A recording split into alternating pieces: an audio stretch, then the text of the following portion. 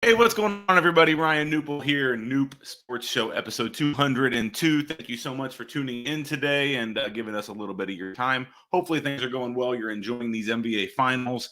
Oh, man, they're not finals. The Eastern Conference finals and the Western Conference finals. It's been kind of blowouts. We got, as of this recording, we got a sweep that just happened with Denver beating the Lakers. And then we also have a 3-0 series. So it's kind of crazy to see the playoffs be that lopsided, but we'll see what the finals bring us. So hopefully you're enjoying that. I saw many of you at the conference a few months ago or a few weeks ago at this point. Hopefully, if any of you are out and about at the Canadian Gaming Summit, you'll come up and say hello as well. That's put on by SBC as well in Toronto. It is mid-June. I'll be at that. We'll have a booth at that. So please come up, stop by, say hello. I would love nothing more than to say hello at you at the next event as well. All right, without further ado, we're going to bring on our special guest for today. Let's bring on Colin Davy of Betscope. Colin, how are you, my friend? What's up, Ryan? How's it going? Really happy to be here. Happy to have you. Excited to dive into Betscope. But, man, it was nice to meet you a few weeks ago in New Jersey. But how did you recover from the event? I don't know if you can call it a vacation, but I need a vacation after my vacation, to say nothing of the standard Times Square open bars that the conference produces. As I have told many a people or many a person, conferences are a different animal when you are the guy fighting for your life or the company rather than just attending panels where the same thing gets said the whole time and the company pays for it. So it was definitely exhausting, but the right kind of exhausting for why we're all out here trying to make things happen and live out our dream. Absolutely. And I got to meet you for the first time and get to hear a little bit about your story. And so, good things come. We got this show going. Now we get to dive in a little bit more into what you're doing. So I'm excited to really learn about you and Betscope and hear more about it. So first, Colin, why don't you tell us a little bit about yourself, what makes you tick, and kind of your career path leading up to where you are right now? Yeah, sure thing. So I am a data scientist by trade and kind of fell into data science accidentally through sports betting. In a former life, I was a very bored energy engineer crawling around boiler rooms doing energy efficiency studies. And like everyone with some mathematical inclination, figure I could, I don't know, maybe beat the sports betting market if I built a model that was good enough. So that kind of path led me down the fundamentals of data science. And I've always been involved in all things sports betting, sports analytics, just trying to view the game through numbers. And that has taken me through a lot of different interesting places. One of my low-grade key claims to fame is I won the first 2 hackathons at the Sloan Sports Analytics Conference, opened a lot of doors there. Have stayed involved in sports betting in some professional capacity on and off, in addition to many of the data scientist jobs that I've held. Spent some time as the founding director of data science at the Action Network. For those that have ever pulled up their app and see their live bet win probability charts at the bottom of the app, you can see my handiwork, and that kind of lives on in the algorithm design that I designed there. But I am happy to, return to the space because I've learned too much about it at this point to never stay involved in some form. And it is nothing if not the right place and time, where I finally have an institution and a company of my own, Betscope, where I'm really able to kind of capitalize on all of the things that I've learned, all of the new developments that are in place to kind of really give, at the end of the day, the sports betting tool that I would want to use myself. I think the classic entrepreneur story is, build something that you'd want to use yourself and be the change you want to see in the world. And that is exactly what I'm striving for every day with everything that I put into Betscope. You said it exactly how I would have said it. It's neat to see, somebody that has that experience and now building on all of this experience that you've had and saw some way to make something better, and now is putting that into action as an entrepreneur. I love that story, and it's it's super cool to see what you're doing here. So I'm excited to dive into Betscope so you can show the audience a little bit more about what it is. So I'm gonna pull it up on the screen here, and I'm gonna let you give the pitch about what Betscope is, what it does, who it helps, and we'll go from there. Yeah, sounds great. So when we look at the front page of Betscope, I mean, we have some copy here that kind of explains what we do. Betscope is an odds tool designed to help you to capitalize on all of the weak points in the sports betting market. So if you either have an opinion on a game or you have some inclination of what sports books might be handing out bad prices, we set you up to capitalize on those sports book mistakes and exploit them and maximize your returns as best as possible. We see a lot of different odds screens out there where you can kind of compare best prices across all the different, sports books. Line shopping is a standard strategy that people encourage you to use.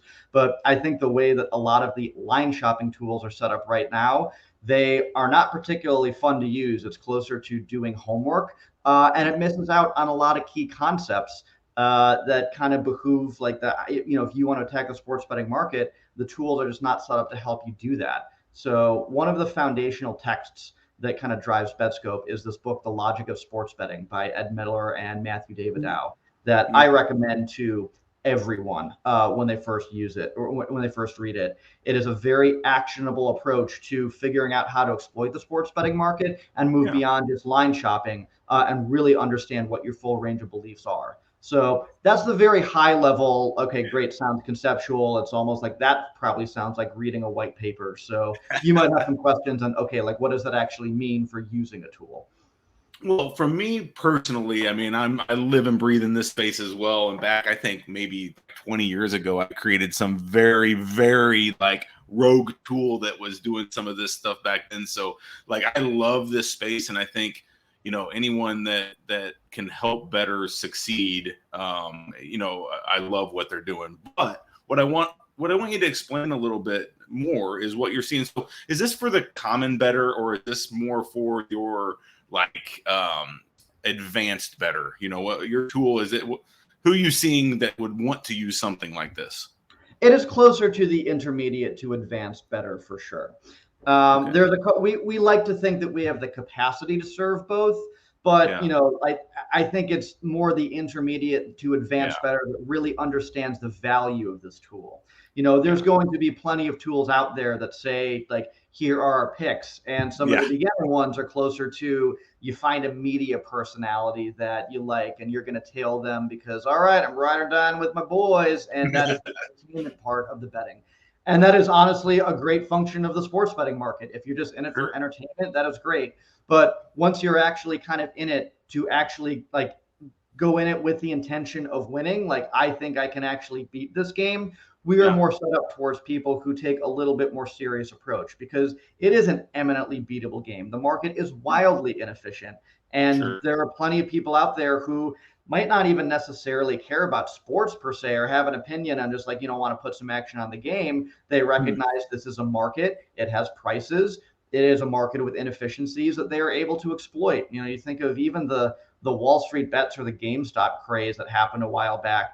At some level, it's around like, I am playing this game that happens to have financial rewards. We're trying to tap in on some level to more of that, where like you either think whether or not you think the sport inside out and can make money off of it, or you can just recognize that there's a market with inefficiencies to exploit. We set it up so that those inefficiencies are as exploitable as possible with as minimal effort as possible.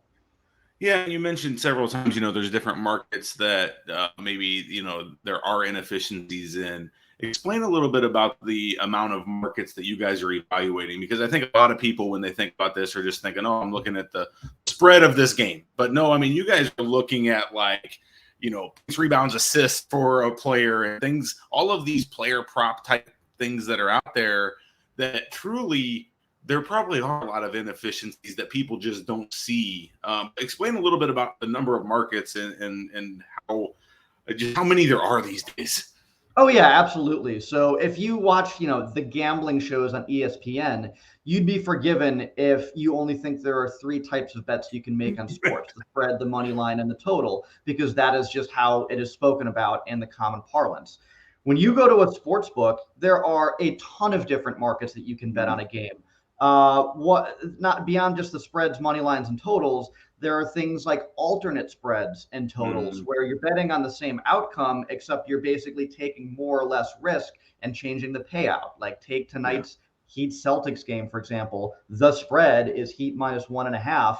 You can bet on Heat -4.5 or Celtics +4.5, Heat +3.5 or Celtics -3.5, and they just adjust the payout structure and the odds that you're getting for that. So we're taking a look at all of those markets as well.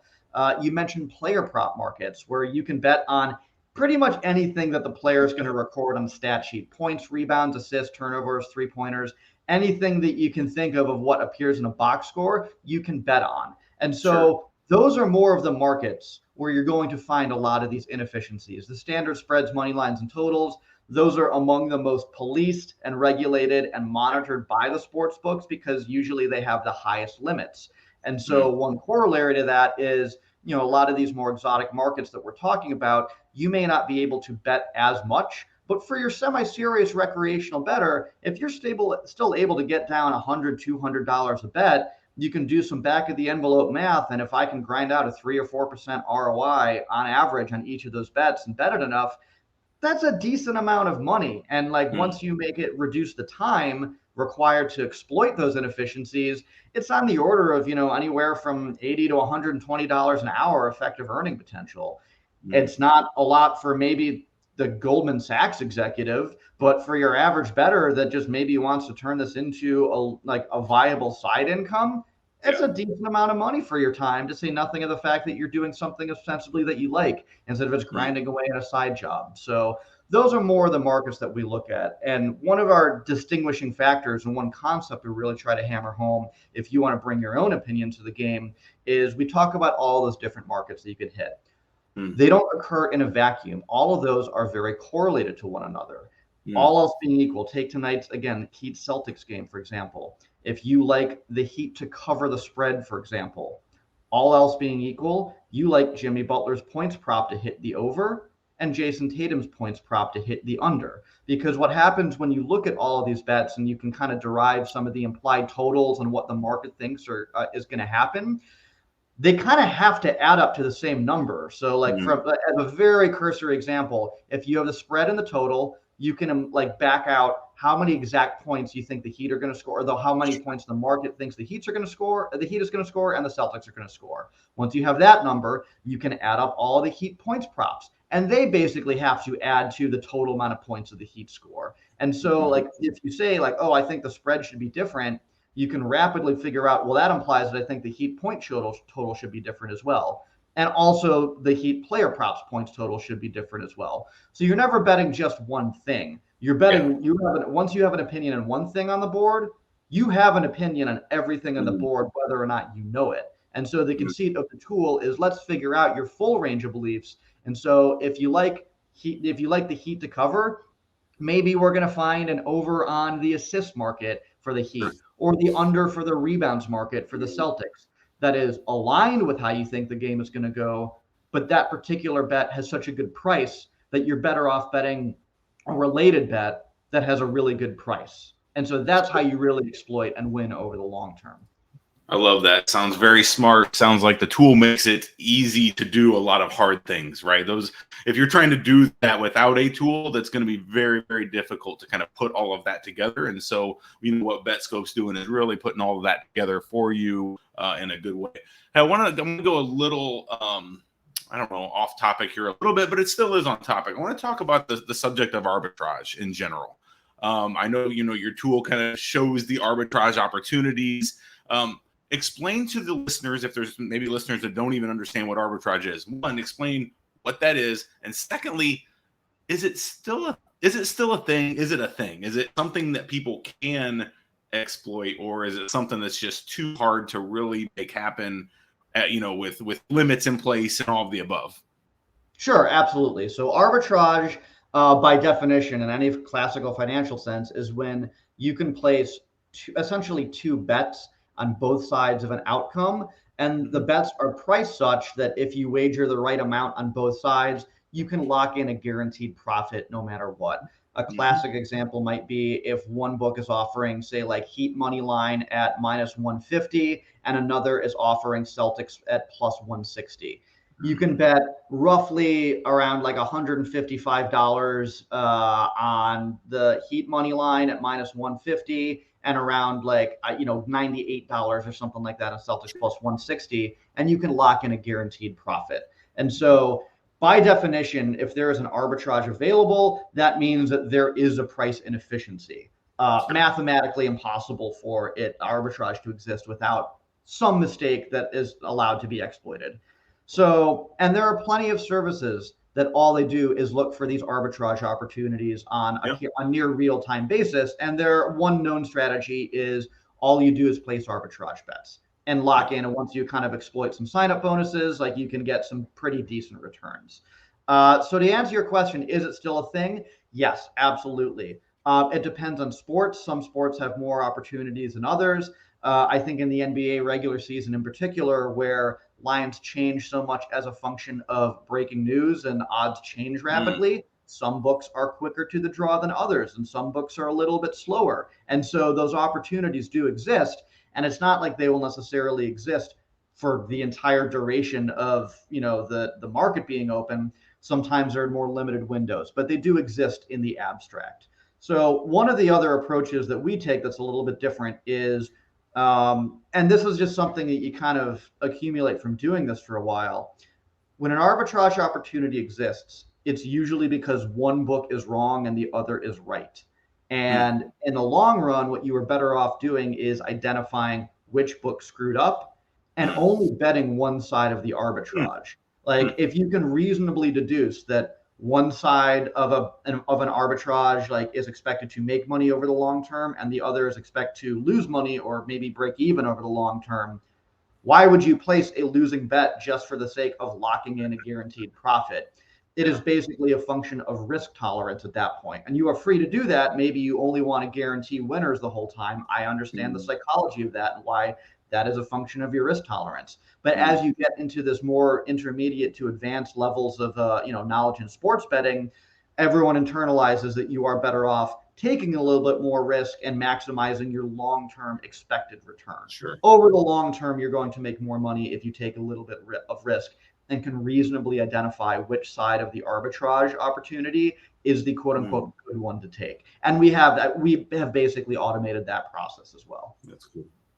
Man, I could talk about this stuff all day long, Colin. I love this whole space. Anything that's really using math and data with sports betting. I love it. But I want to get back on track and really talk about Betscope. So tell us about where you're at in the life cycle of your product. I mean, is it a free to use? Is it a paid service? Is it a website? Is it an app? Tell us a little bit more about the logistics of using it, how to use it, where to find it, all of the above. Absolutely. So right now it is on the web at betscope.io. We will always have a selection of free games, so you can kind of get a sense of how to use the tool, or at least the version of the tool that allows you to bring your own opinions and kind of tinker with it, discover your correlated outcomes. We do have a separate feature where we basically reasonably deduce what is the market consensus for all of these lines, where are the off-market lines, and basically have kind of an automated feed that is our recommended list of bets that you can access. That's kind of more of a spoon feeding. Just tell me what to bet. Tell me like where the inefficiencies are in the market. So it is web only right now. We do not have an app. It's we're pretty happy with the mobile version of the website, that it's good enough for an app, and we think it works fine that way. We currently support all of the major U.S. sports, all the pro leagues, as well as college football and college basketball. And we are happy where it is, just in the ability to serve consumers as a standalone tool. We are exploring a lot of B2B opportunities as well. I think one of the things that we've kind of boiled down to, like, okay, what really makes this company go? It is our ability to take odds data and do things with it, transform it, understand it, how it's correlated, analyze it, instead of just kind of mindlessly feed it in through a widget. And again, those widgets are great for a certain segment of the market, but what really sets us apart is knowing what to do with the data, essentially. There are other companies that are interested in leveraging that tech stack kind of for their own behind the scenes purposes. So, we are very open to, maybe we're a B2B company, maybe that kind of has a showcase product that can show, not tell what we can do, or maybe the product is viable on its own, or maybe it's just a multiple revenue streams business. But at the end of the day, we're in a flexible enough position where we don't have to be anywhere other than where we just find the most traction. So my philosophy has always been just like build interesting stuff that works and figure out how to make money off of it later. Because if it's interesting enough, the money finds a way. And are you guys integrated with, what are some of the operators that you're integrated with? Are you sticking directly or only with the regulated sports books in the United States? Are you working with any of the offshores, any of the peer-to-peer operators? Tell us a little bit about the operators that you're working with. We are we are only with the onshore domestics right now, and all the Got it. regulated sports books. We get asked all the time around like offshores, but Sure. for a lot of different reasons, people are still only going to be comfortable with the onshores, and we always have the capacity to add offshores to find additional overall value in the market. But as we're trying to operate as lean as possible, it's just a question of what is the best return on our time to do stuff for the business in general. I don't think it's going to make or break Betscope if they don't have Bet Online or Bovada. It will make or break us if we are not, more fully integrated into the broader sports betting Yeah. B2B and B2C ecosystem. Absolutely, absolutely. So what's the future look like for you guys? What is it, just continuing to build out the best tool ever, or what's the immediate future look like for Betscope? I think the roadmap is driven again by there are so many things and like products and concepts and things we want to do with sports betting data that we're looking to spin off and basically find the right channel for it. It could be anything from the ability to demonstrate like just aggregate pricing and figuring out like what that comprehensive pricing looks like. It could Yep. be automated recommendations and really guiding people to like up leveling their sports betting abilities and making a more engaging product. But all of it flows downstream with a lot more things that we just want to do with the data in general, and figuring out, okay, do we integrate that into our product? Do we make it an additional B2B service? Sure. It boils down to doing more stuff with data. Like I just need 5 more of me, and then we'll be able to get it out in a reasonable time frame. But I feel like I'm constantly shopping on an empty stomach with all the stuff that I want to do with this data. Well, while we're talking about what you need, that leads me into kind of my next question. There's a lot of business owners, other CEOs watching this show that kind of love to learn about some of the new products that are coming out. What do you need if you had an ask, or if you're looking for something that you may need help with? What is that? What kind of things are you looking for to help you move the needle? The number one is distribution for basically our entire tech stack. It is just Yep. basically having people know what we can do and finding the right channel to showcase that. Like this is why we've been pretty excited about some of the B2B deals that we have in the works. At the end of there, a tech stack can just do stuff. And so we provide essentially a lot of value add for companies that don't necessarily have the deep expertise and the data science knowledge of all the sports betting data stuff. It does Right. take some specialists to really get it to sing, as opposed to your Sure. standard boot camp graduate data scientist, or even some of the Mhm. ex-FANG people you could get. I say that as a former Facebook employee myself. No Sure. shade, like it's a good pedigree, but it only takes you so far until you need domain specific expertise. So Yeah. we're just looking to leverage all the cool stuff we do with our tech, and like figure out how we can be of service to, whether or not it's things like affiliate revenue and integrate our product into your content, whether or not it's you have your own data sources and you want to figure out how to plug in our data to make your site sing. It's just figuring out who is in need of the stuff that we can do behind the scenes. Amazing. Well, Colin, this has been an amazing interview. I can tell you're very bright and have a lot of passion for what you do, which really makes me happy. I love seeing people doing what they want to do. So good luck with everything you're doing. Hey, any last words, anything we missed, anything you wanted to say to the audience before we jump off here? No, I think we cover it. Really appreciate your questions, Ryan. Yeah, absolutely. How would somebody get a hold of you if they needed to get a hold of you? What's the best channel? There's contact forms here on the website at betscope.io, but otherwise you can always shoot me a note at colin@betscope.io. Amazing. Betscope.io. Colin, wish you all the best, and thank you for giving me a little bit of time on here. Likewise, happy to be here. Thanks for having me. All right. Take care. All right, that was Colin Davy of Betscope, betscope.io. I encourage you all to go check it out.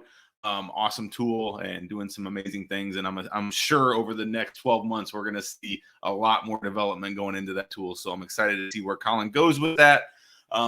Clearly one of the bright minds in this space. So that's super exciting. And I could do a whole show off topic just talking about that and learning and understanding what's going on there with Betscope. So really, really cool.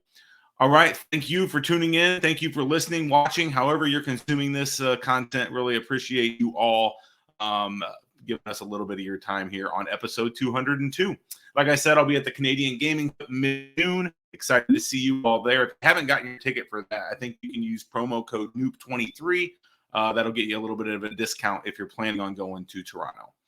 All right, that's all I got. We'll talk to you soon. Stay safe. Talk to you on the next one. Bye-bye.